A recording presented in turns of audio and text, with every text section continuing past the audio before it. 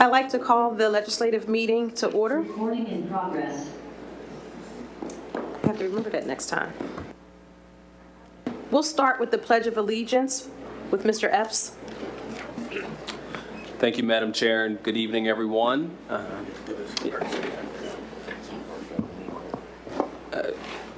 Everyone's welcome to join me in this pledge or call to action as we constantly advance these ideals.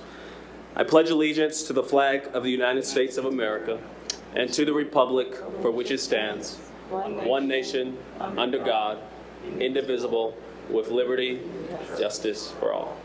Thank you.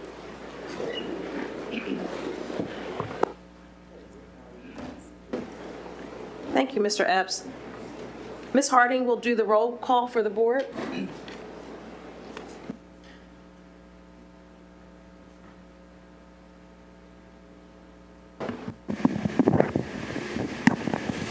Mr. Burdell Williams, Present. Present. Mr. Epps, Present. Mr. Fishbein, Ms. Haywood, Present. Ms. Henry, Present. Ms. Lohman, Present. Ms. Mulhern, Present. and Mr. Schultz. Present. Thank you. That concludes the roll call. Thank you, Ms. Harding. We have the student representatives report. Is Faith here? Do you have a report?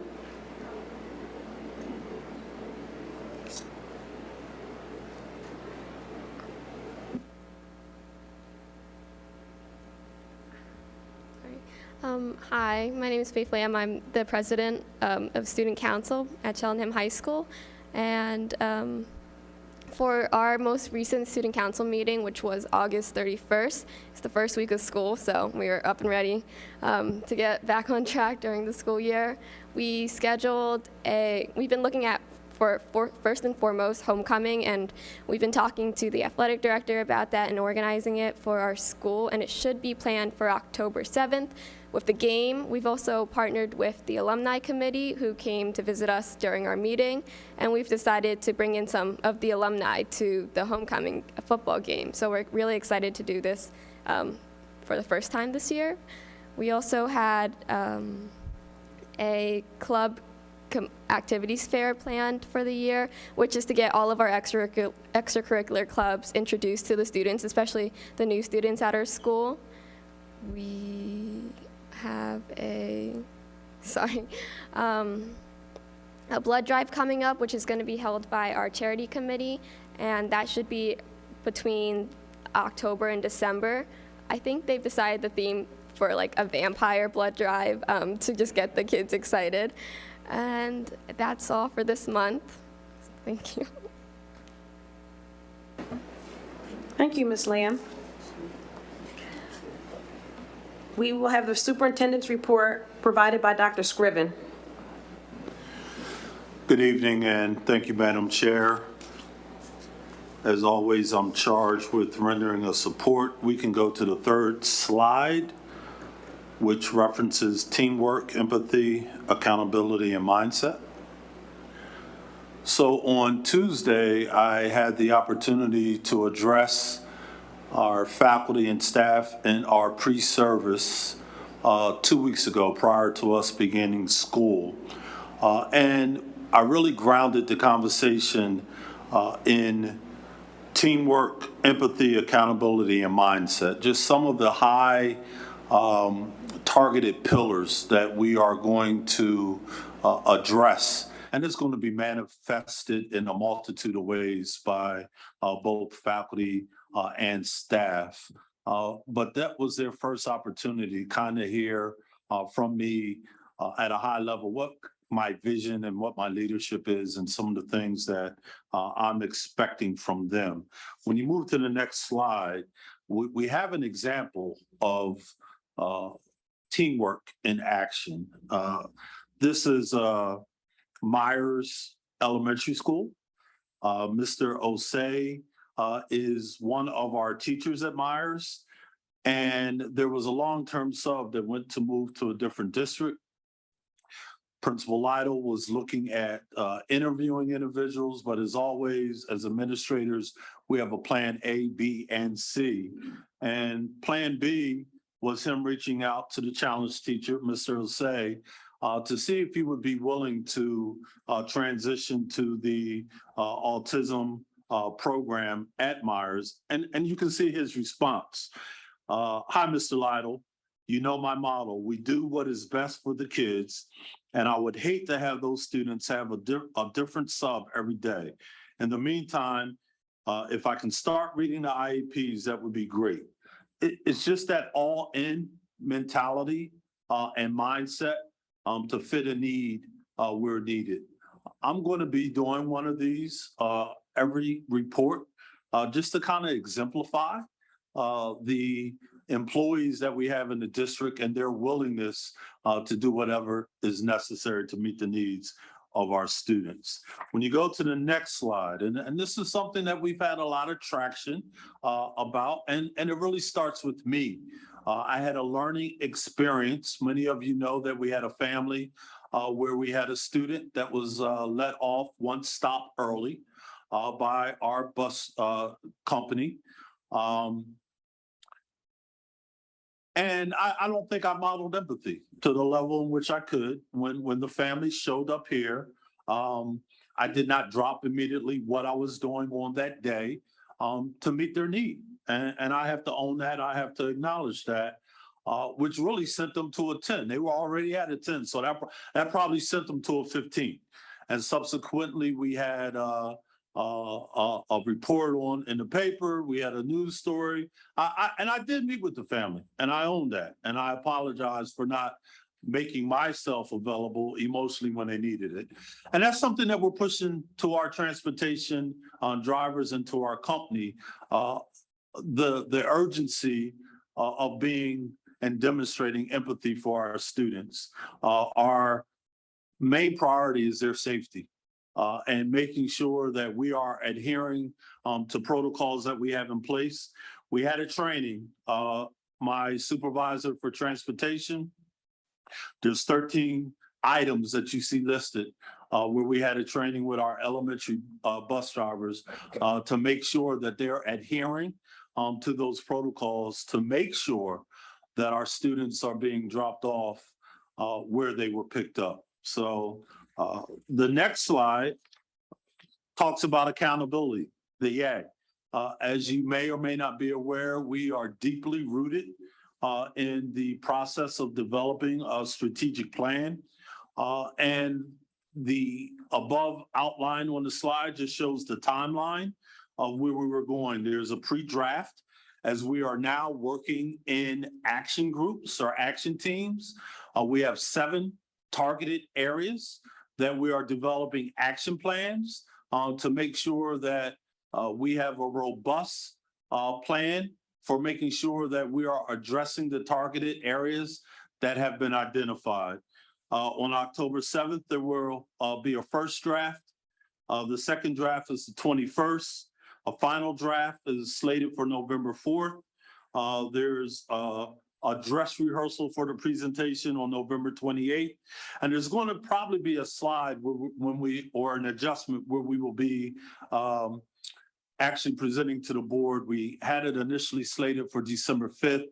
I think that we may be out of town visiting High Tech High during that week. So subsequently, we will be moving that back to December 13th. But this plan is what's going to drive how we move forward with addressing student outcomes and gaps and disproportionalities over the next 3 years. The M for mindset, this just gives you a snapshot of the grants and different ideas that our teachers have. We had a partnership with the Cheltenham School District Foundation where they awarded 23 grants, anywhere from $1,000 to $100 to teachers who applied. And you can just see the variety of activities that teachers are doing, whether it be grounded in the arts, drama, robotics. It's all those rich opportunities that we afford our students. But it requires our teachers to go out of the way in terms of being innovative and creative with making sure that there's a place for every student within Cheltenham School District. This next slide is just a happy slide, right? We had our first day of school and we were all over the place and just capturing some of the pictures of our students on the first day. And I'm gonna be quite honest, this whole experience has been new for me this year. As a result of onboarding in November, I missed all those first opportunities. So it's been great to see our students in this light. And holistically, we've gotten off to an outstanding start. Next slide, please. When you talk about thinking out of the box, and I want to acknowledge both Principal DeAndrea, who is our high school principal, and Mr. Jim Teller, who's our new principal at Wyncote. But we are really looking at trying to do something innovative, but we're not just jumping all in.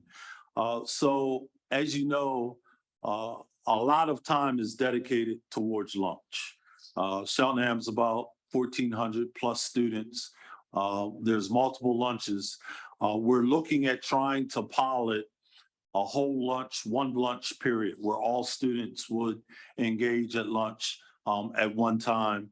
But there will also be activities for them or opportunities for them to meet with students, opportunities for them to engage in different activities. There will be surveys administered to the multiple stakeholder groups to assess how this pilot is going. We're looking at starting it this upcoming Monday and running it for 3 weeks. This is definitely going to take a team effort on multiple levels. The faculty and staff has rallied behind Principal DeAndrea and his administrative team to see if this is something which is viable as a long-term option at the high school. So please stay posted on updates because this is something that I will revisit on multiple occasions as we move throughout the year. I sent a message out probably 2 weeks ago around benchmark assessments, just really wanting to kind of shift the thinking around the importance of benchmarks. Sometimes we don't take them as seriously as what we need to. With coming off the pandemic, it's really imperative that we get a baseline of where our students stand from an academic standpoint. And this first benchmark administration is just going to give us that snapshot in time on how our students are doing in those core tested areas. So we will be disaggregating that data. We will be determining which students are demonstrating mastery of those standards, and then what students are falling short, and what are the interventions or resources that we will need to use as a district to close that gap based on the information that the data provides. And then last but not least is just college application night at the high school for grade 12. This is for parent guardians, and it's really giving them insight on the college application process. This is information that we are coming alongside of our parents in partnership to help assist, coach, and support as they navigate that college application process. This can be a trying time for students and for families, and we want them equipped with the information to make this as fluid as possible. So that is the superintendent's report for tonight. Thank you all for your attention, and I look forward to great things as we continue to move through the remainder of the year. Thank you, Madam Chair. Thank you, Dr. Scriven. Mr. Diazio will provide the solicitor's report. Yes, thank you. The board has met in executive session twice since the last public board meeting. Those executive sessions were on September 6th And the topic of that executive session was the CASA agreement with district administrators. And then the board also met very briefly in executive session prior to tonight's public meeting, September 13th, to also discuss the CASA agreement with district administrators and also have a discussion regarding contracts with district administrators who are not part of the CASA agreement. Thank you. Thank you, Mr. Diazio. We'll now have public comments on agenda items only. And so Cheltenham residents, taxpayers, and district employees can make comments and questions if you're present and you have a comment or question on agenda items, you can approach the podium. If you are watching otherwise, you can email CSD board meeting comments@cheltenham.org.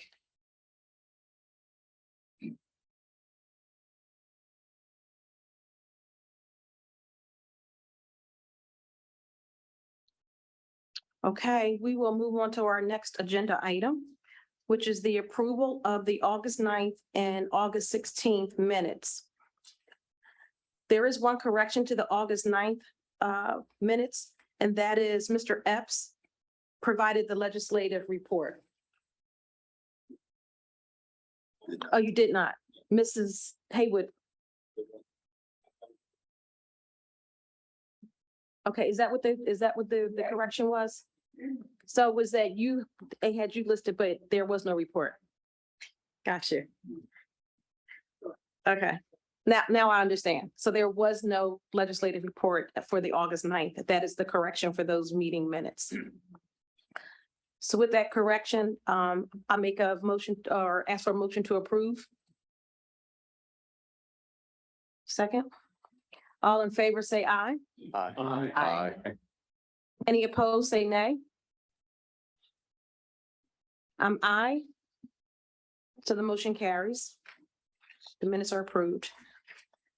Mr. Schultz will provide the financial affairs meeting minutes, or excuse me, presentation. Thank you. The Financial Affairs Committee met on the evening of September 6th in a hybrid format hosted at the administration building and via Zoom. Following roll call and approval of minutes, the agenda items were as follows. First was a preliminary look at the 2021-2022 financial results, which are unaudited at this point. The second item was a 2022-2023 budget update. Third item is an Act 1 timeline and update, and then a presentation of the 6/30/2022 audit timeline.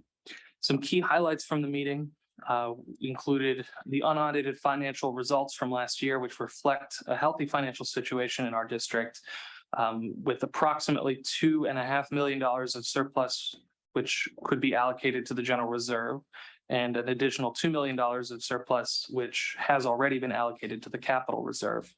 These numbers are a reflection of a number of factors, including unexpectedly high local tax collection rates, some efficiencies in our transportation budget, which were forced due to circumstances around driver shortages, but ended up yielding fiscal efficiencies, and then savings due to refinancing of bonds, among a couple of other smaller items.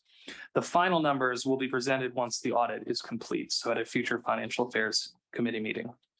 Another highlight is that the current year's budget, which has only just started, is in line with projections, but over the summer, the state budget was passed and does reflect an approximately $800,000 increase in funding to our district from the state. Around $330,000 of that money is one-time funding, which is intended and actually required to be used for security and mental health services. As a side note, the impact of the recently ratified CEA contract is still being calculated and will be presented at a future Financial Affairs Committee meeting. The last thing I'll mention to the public and anyone listening, it is the beginning of the year, but the process for the next budget cycle has already begun. So please consider attending future Financial Affairs Committee meetings to participate in budget discussions and stay informed of the overall process and progress. The next Financial Affairs Committee meeting will be held on October 4th in the Administration Building via Zoom as well. And it will be after the 7 o'clock Facilities Committee meeting. Usually it's around 7:30 or 7:45 that the meeting starts. And that concludes my report. Thank you, Mr. Schultz. Ms. Mulhern will provide the Educational Affairs report. Thank you. The Educational Affairs Committee did not meet since our last legislative meeting. Our next meeting will be this coming Tuesday, September 20th at 7 p.m. in room 102. It will be hybrid, and so Zoom will be available as well. Thank you. Thank you, Ms. Mulhern. Mr. Burdell Williams will provide the Eastern Center for Arts and Technology report.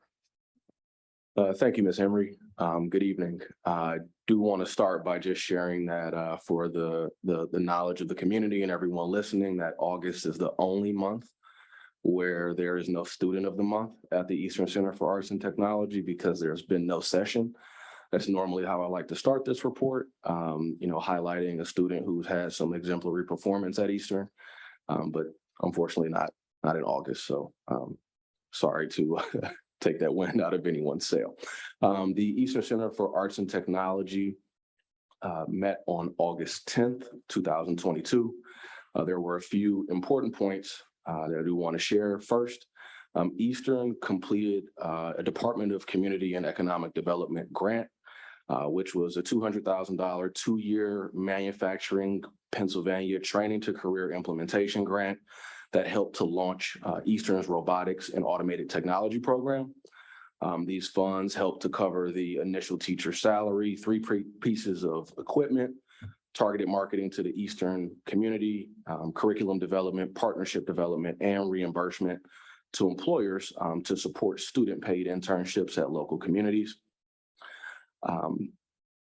Additionally, after approval of a significant number of action items, we did receive an update on 3 different topics. One, enrollment for the 2022-2023 school year, which is currently at 639, which is, again, a little bit higher than where Eastern has been. So just for the knowledge for everyone here, the addition of the exercise science and rehabilitation program, as well as adding additional spaces in a variety of areas.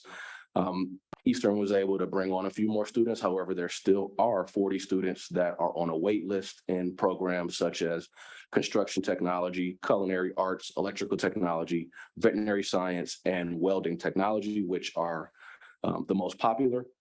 However, I do want to just add that the exercise science and rehabilitation program is in its infancy. This is the first year for that program, and the intent from the Executive Advisory Committee was to try to create an experience similar to veterinary science or allied health that would also play on what we know is very much so a 21st century a career plan for exercise science and rehabilitation. And that has, again, alleviated some of the student wait lists, but again, still, quite a few programs that will require some folks to potentially take a second choice, unfortunately. So moving along, we did hear the annual report out from the Executive Advisory Committee, where we heard about the accomplishments and activities over the past year. Some things of particular note included planning and implementation of the virtual elementary and middle school career expo presentation, which, Eastern, has always been a very hands-on, in-person type of environment. So this was a huge accomplishment, noting one of the challenges of not being in person for the last 2 years. In addition to that, the facilitation of the self-evaluation process for the construction technology and culinary arts program, the creation of the exercise science and rehabilitation occupational advisory committee to support the new program, and recommendations to the JOC for the approval of the equipment budget to benefit some of those programs that did have wait lists and really only needed some additional equipment to potentially bring on more students, including allied health, design, photography, and illustration. Additionally, we did approve the health and safety plan, which again did not come with very many changes that were different from what we approved here in Cheltenham, which is in alignment with our neighbors, because we are all following, the recommendations from the CDC and PDE, so on and so forth. There was one donation from the community, 3 scrubs for the Allied Sciences program. And then there was an approval of the appointment of 4 individuals to the staff and the resignation of 1. The next meeting for the Eastern Center for Arts and Technology is tomorrow, September 14th at 8 p.m. That meeting will be held via Zoom. And also a note, I did share with my last update that the initial plan was to have half of the Eastern Center for Arts and Technology Joint Operating Committee meetings be virtual and then the other half be in person. The final decision was made for 4 of 11. So of the 11 meetings that we have, 10 remaining for the rest of the year, 4 will be in person at the Eastern Center for Arts and Technology on Turwood Road in Upper Moreland. And that concludes my report. Thank you. Thank you, Mr. Burdell-Williams. The MCIU report will be provided by Ms. Lohman. Thank you, Ms. Henry. The Montgomery County Intermediate Unit met on August 24th, 2022. Couple highlights from that meeting include that the MCIU was proud to welcome 50 plus new employees at a new employee orientation on August 14th. The MCIU will be purchasing a property in West Point to expand, in particular, their early intervention services programming capabilities. The board approved a variety of budgets, including early intervention budgets, IDEA budgets, and some other state-related budgeting items. The other big item of note that the board approved was the 2022-2023 Head Start Supplemental Assistance Program budget, which has been expanded to the full allotment of 96 slots for children. So that has been an ongoing issue with the IU, is to try to maximize the number of children that they can see in the Head Start program there. So they've accomplished that. And then there were quite a few human resources updates: 45 new employees at the IU, 20 resignations, and professional contracts were awarded to several tenured employees.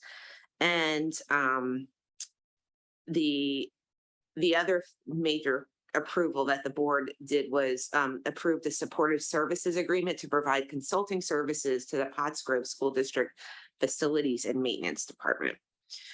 The next MCIU board meeting will be held in person on Wednesday, September 28th at 6:45 p.m. Thank you. This ends my report. Thank you, Ms. Lohman. Mr. Cohen will provide the facilities report. Yes, thank you. The Facilities Committee meeting has not met since the last board meeting. That completes my report. Thank you. Mr. Cohen will also provide the liaison group report. And also the liaison group has not met since the last board meeting. There is a liaison group meeting scheduled virtually on Monday, the 19th at 8 a.m. Thank you. Thank you, Mr. Cohen. Ms. Haywood will provide the policy report. Thank you, Ms. Henry. The policy committee met on August the 23rd, 2022 at 8 a.m. via Zoom. After roll call and approval of the June 22nd, 2020 minutes, we discussed the policies listed on the consent agenda under the policy committee report. This evening, there are 3 policies that are being presented for adoption. The policies discussed under old business of the agenda and presented this evening for adoption are Policy and Administrative Regulation 818, Contracted Services, a policy from 2015. Policy and Administrative Regulation 828, District-Wide Safety, a policy from 2018. and policy 146, trauma-informed approach, which is a new policy. All of those three policies were updated with no material changes since the last policy committee meeting. Please note that policy 828 and 146 were revised to meet legislative and/or regulatory requirements. The administrative regulations, or ARs, will be posted. Under new business of the agenda and presented this evening are six first read policies. All of these first read policies are under the 000 series, which governs the local board procedures and goals.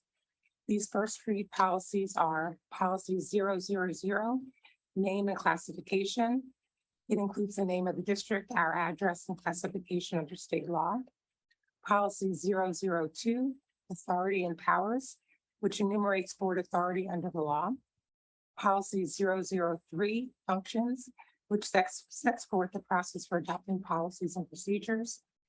Policy 004, memberships, describes the board, clarifies that the superintendent is the 10th non-voting member of the board under state law, and describes the process for filling a board vacancy. Policy 005, organization, overhauls current guidance regarding board reorganization meetings. And policy 008, orientation, aligns with state law with respect to board training requirements. Although not on the agenda, we briefly discussed identifying a student advisory committee to help inform, provide input and feedback to the policy committee, especially on student-related policies. All first read policies presented tonight will be discussed at the next policy committee meeting on Wednesday, September the 28th, 2022 at 7 p.m. Please note that we have changed the start time for all of the policy committee meetings this year to 7 p.m. All policy meetings are open to the public, and we welcome you to participate in those meetings. That concludes my report. Thank you. Thank you, Ms. Haywood. Mr. Epps will provide a legislative report. Yes, Madam President, good evening again, everyone. As part of my service on the board, I also attend recurring legislative committee meetings as part of the Montgomery County Intermediate Unit. And so normally we meet every month to discuss both proposed and passed legislation that's related to Cheltenham and really all of Pennsylvania, the students and families. And so we have not met since June. That is because the House and Senate were both in recess for the summer after they wrapped up their budget negotiations. But not to fear, today and yesterday is when they return to session, and we'll certainly have more updates as they do. And so we heard just a couple things we did hear earlier this week at the Financial Affairs Committee as part of the state's efforts to increase school-based mental health and security safety resources and services.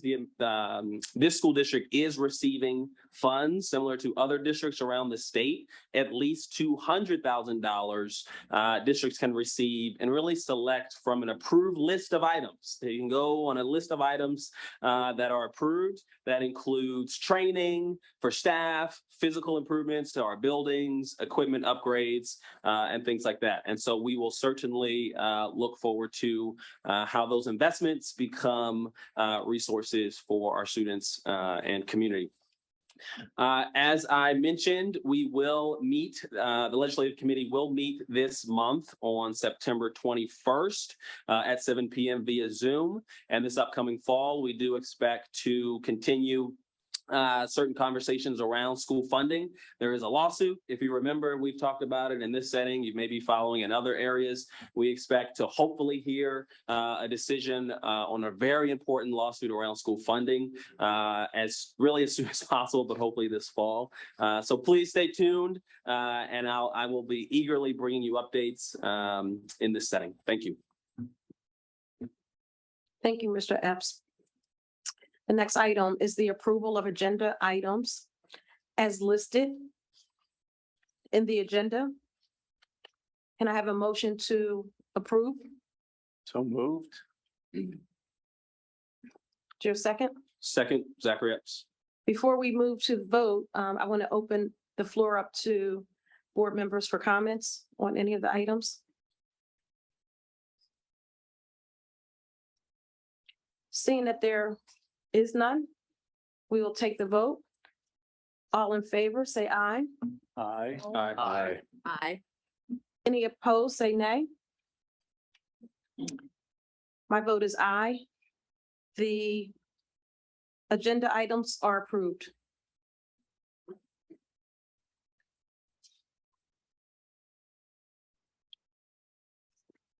We will now have public comments on non-agenda items.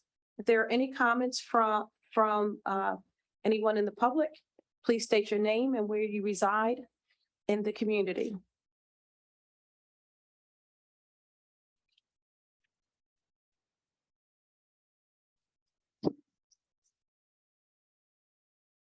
Good evening. My name is Dr. Aubrey Nance. I have two children in the school district, and I live at 7907 Amslin Road.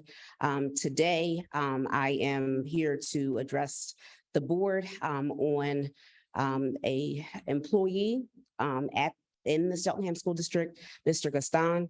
Can I, because this is an employee issue, I want to refer to the solicitor. Is that a comment that we can hear, or should we take that question or comment another way? For now, you can take the comment. If there's anything that's crossing a line of confidentiality, I'll certainly let you know. All right, thank you. I just needed to make that clarification. I won't. That's fine. It's come to my attention that he submitted a letter of resignation due to unfair treatment that he felt he was getting last year by the administration at Elkins Park and maybe beyond.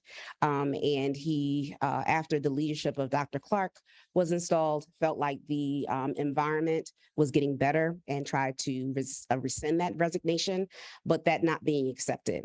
I have a letter here that I'd like to read from my daughter Imani in reference to Mr. Gaston. It says, "Hello, my name is Imani. I am a prior student of Mr. Gaston. Mr. Gaston affected my life drastically. Like when he gives me advice on things and I take advice and my life would be 10 times better after.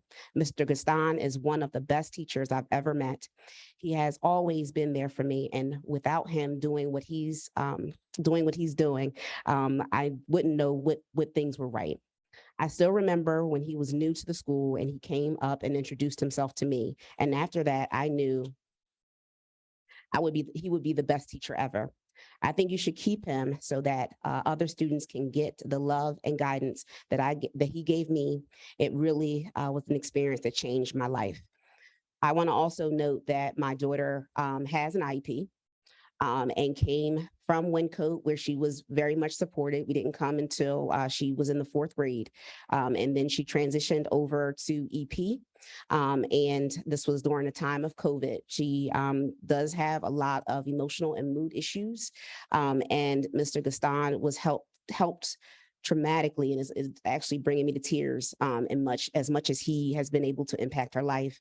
I am an educator. I have my doctorate in education, and his support during all of her IEP meetings, not only hers, but others as well, other parents I've talked to, has been phenomenal. The students know Mr. G. They trust Mr. G. His room and his support is a safe haven for them. And I did feel last year there were a lot of things going on with him, which he never told me about. But knowing him and knowing his support for the students, knew things were going on, but finally able to really hear what was happening. It would definitely be a drastic problem and deficit if you were to lose Mr. G. And so I'm hoping that you'll reconsider his resignation and allow him to rescind it. The students need him and they trust him. And as there is a change in leadership, even more so, having him as a consistent part of the school, I think is imperative. Thank you. Thank you.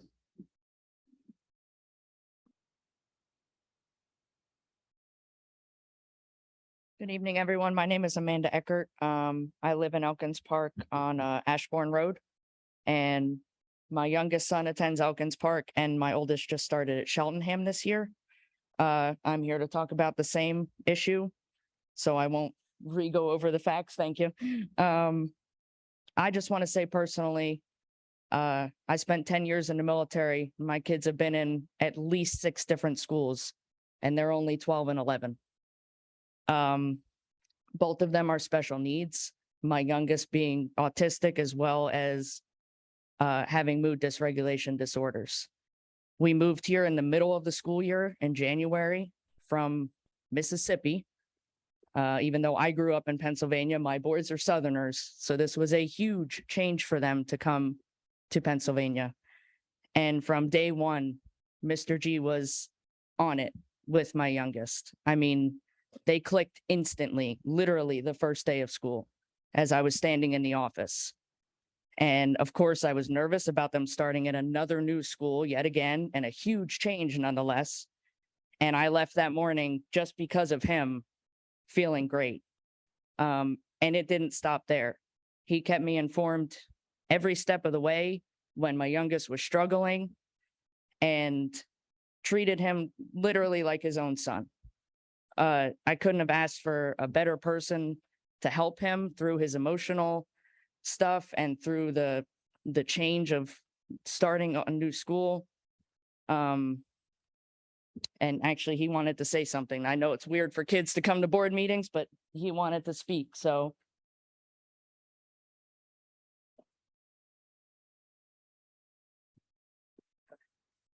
Too loud. You're good. Go ahead. Just say what you want to say. So everything she said is true, and was one of the only people who really get to me. He understands everyone else in his class. Not only that, but he has done everything that he can to make sure that everyone feels comfortable in his class. He gives snacks to everyone. Well,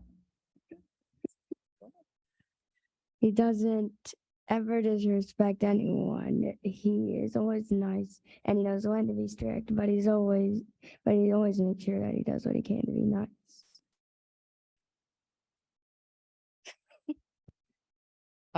He's also helped my oldest as well. He last year when he was in Elkins Park, and he's not even in a class with him. He's not his teacher or anything, but when he was struggling, he'd pull him into his class out of the hallway and still help him, even though he had no obligation to do that. So I piggyback off of that. I really hope that you accept his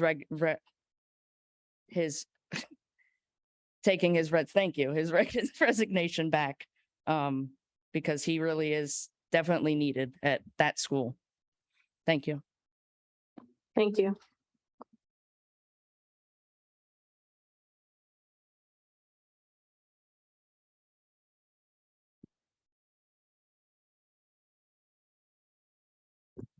Good evening, everyone. Good evening. Sorry. Good evening, everyone. My name is Taryn Knox. My son is a freshman at Cheltenham High School. I actually have 2 different questions. My first question is in regards to the lack of air conditioning at the high school. We were new to the district in the 2021 year. We moved from Las Vegas. So his first year was at Cedarbrook during the COVID year, which was virtual. Cedarbrook was a very beautiful school.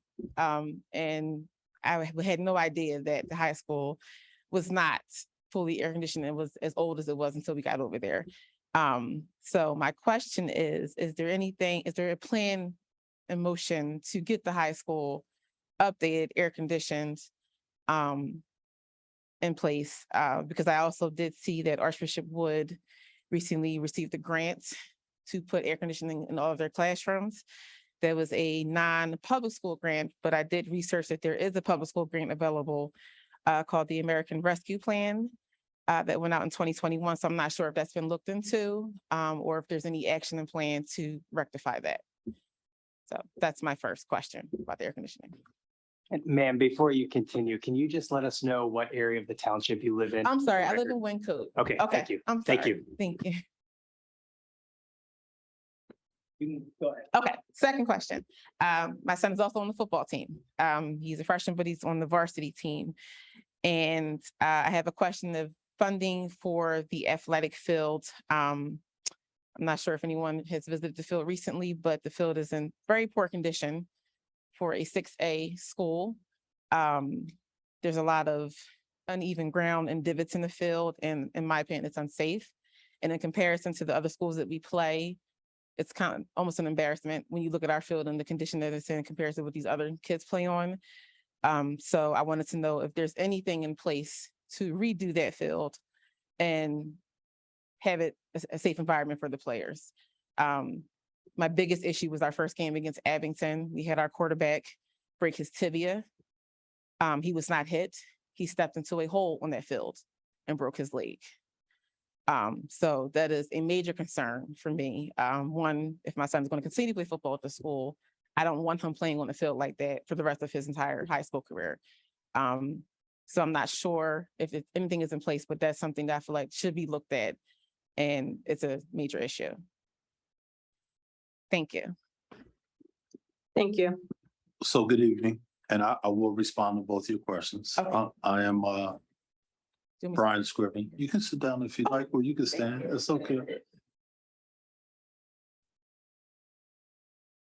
So those are two of our priorities, both the AC and the high school, and addressing facilities holistically at the high school. So Mr. DeAndrea is here. I want to make sure he gets your information. He's over here. And he's the principal at the high school. And we will make sure that you're part of the committee as we map out a plan with how we're going to address those capital issues. But those meetings will be occurring this year. Yes, ma'am. Are there any other public comments?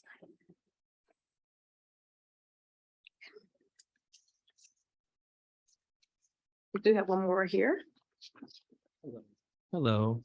I'm actually Mr. G, formerly known also as Quentin Gaston. I'm a resident of the township, live in Lamont, PA, Lamont, Elkins Park. And frankly, I mean, I'm a little frazzled right now, kind of a little emotional, because this was kind of like a last minute kind of thing for me to come up and check in with. I've been in the district for a very long time in multiple different capacities. I've also been a Cheltenham alum. I went through Winco, Elkins Park, Cedarbrook, and then the high school. So I'm really committed to the district. And what I'll say with also making sure I stay in line with like confidentiality is that through everything that have occurred, I always tell most of my kids, like, be righteous, like stand up in those times, make sure that we stand up for what we want to work with. And I've been through a ton of battles that have been uphill that I feel like shouldn't have been uphill. And I just kind of wanted that clarity to also to be heard, also to you, Dr. Scriven. I know it's your first kind of full time here, but it's just a lot that I was dealing with. And I made sure that most of the students weren't aware of it, or even parents, as I've heard. So they just kind of wanted me to come up and just say, hey, just so you have a name to the face. All right. Thank you.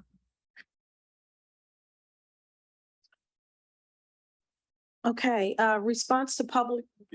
One more. Okay. I don't, also a parent of a student at Cedarbrook, 8th grade, and 2 high schoolers, a 10th grader and a senior at the high school, Elkins Park area. And your name, sir? My name is Michael Brooks. Thank you. I'm sorry. I am constantly at the school just to kind of observe, enjoying my children's experience at the high school and also at Cedarbrook. But I'm hoping that with the increase in student enrollment at the high school with the closure of the neighboring school, the majority of our teams have been moved up to 6A. Cheltenham is full of student athletes. For the last couple of years, I've seen student athletes go to our neighboring schools for the very reason that adequateness of football programs, soccer programs, track programs.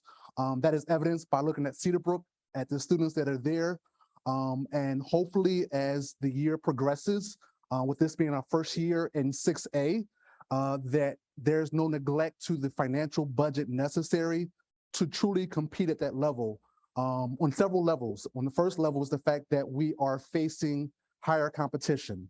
Higher competition requires a larger budget to be able to adequately prepare our students to compete, number one, and also compete at a level where they can go on to the collegiate level. So I just wanted to put on note that from a 6A standpoint, when you look at other schools that are at the 6A level, based on enrollment, based on size, based on budget, we are facing a level of financial support. As a parent, I am definitely willing to go in my pocket, don't have a problem doing that. But I want to make sure that from a financial standpoint, that the athletic programs, which are a crucial part of the high school career, do not get left at the wayside, and we continue to lose student athletes to our neighboring, although they are private schools, they are limited in how they're budgeted, but I don't want us to lose because we cannot compete because of budgetary restraints. So as financial matters are taken into account over the next year or so, with this being the first year, it's understandable, but it can be a sore thumb for parents that are looking at staying in the district with the taxes and things of that matter. So just want to put it on record that we consider that when we expand our budgets for the next fiscal year when it comes to activities. My son plays football, my other son plays soccer, but I'm looking at a holistic perspective of everything necessary to be, a school in 6A, number one, academically, and also at the athletic level. So that's my only comment. Just want to make sure that that's noted as we consider budgets for the future. Thank you. Thank you.